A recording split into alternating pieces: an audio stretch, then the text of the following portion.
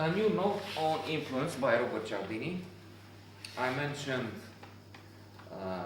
rejection and retreat, a method they use in influencing people in various situations, commercial enterprises and so on. But one example is political, and it's interesting. Watergate. Why did they have Watergate? And Nixon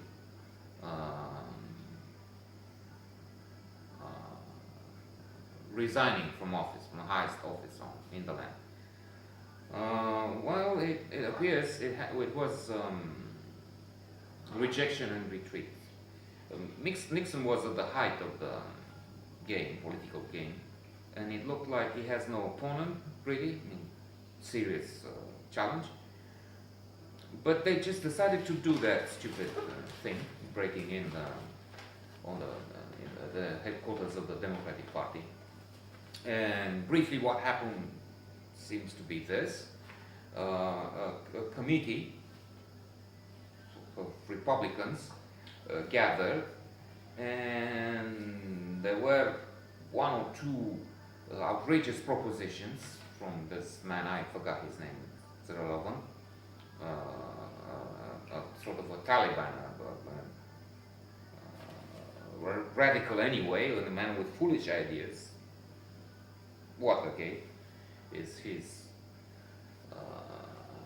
idea. So he wanted his colleagues to go in for something to compromise the Democrats, the leadership, and that involved, I don't know, prostitutes on a yacht, to get them involved with all kinds of, to bribe, to kidnap even people, and that was $1 million or more. $1 million back then would be probably some tens of millions today, in the money today.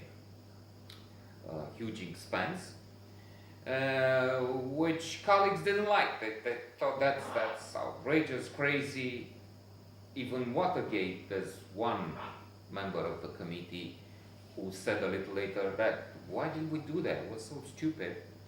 It's true that he was not in the room, so he wasn't under the spell of this rejection and retreat.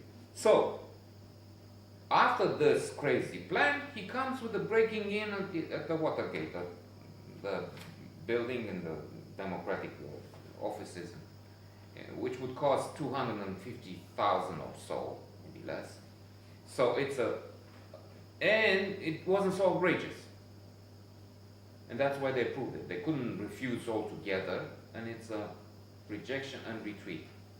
Faced with a really, really stupid and fantastic idea, science fiction,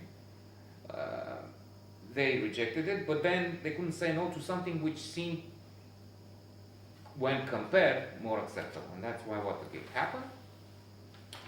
And I want to move on to consistency and the various, sometimes funny tests that they went through and situations. One involves, let me start with a sad example. There's this woman who has a friend, and he's drinking and he's not committing to her. So she would like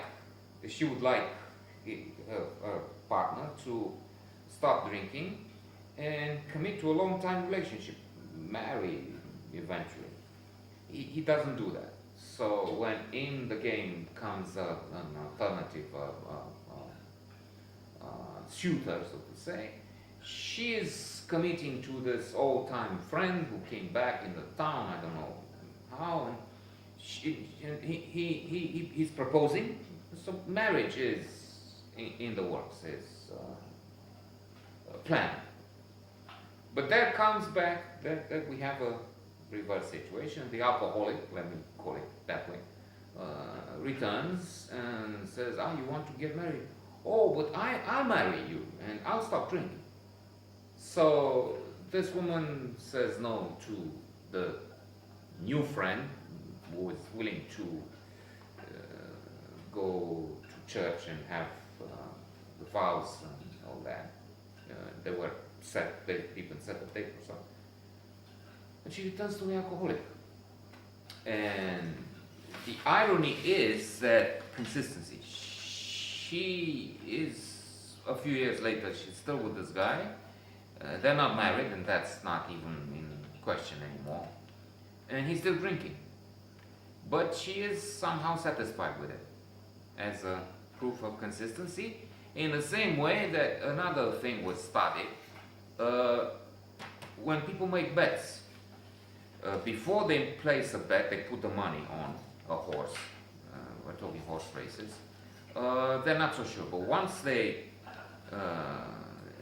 place the money on a horse, the certainty and consistency is, if not sky high, is really increased, because once we have this tendency of consistency. Now we'll end with a test on a beach, near the sea.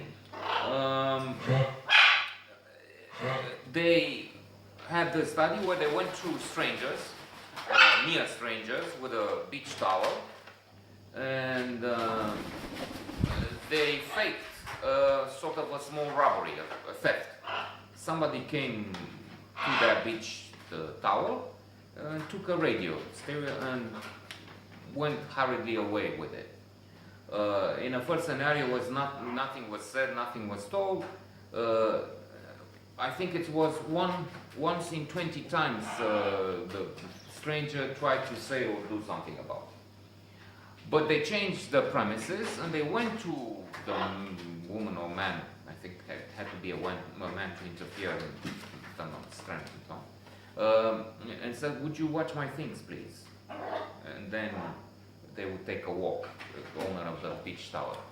And in this scenario, they interfered in, I don't know, in a good number of situations, something like 8 out of 20. Anyway, an incredible increase, because the principle of consistency applied. Once they committed to, yes, sure, I'll watch your things, they even confronted the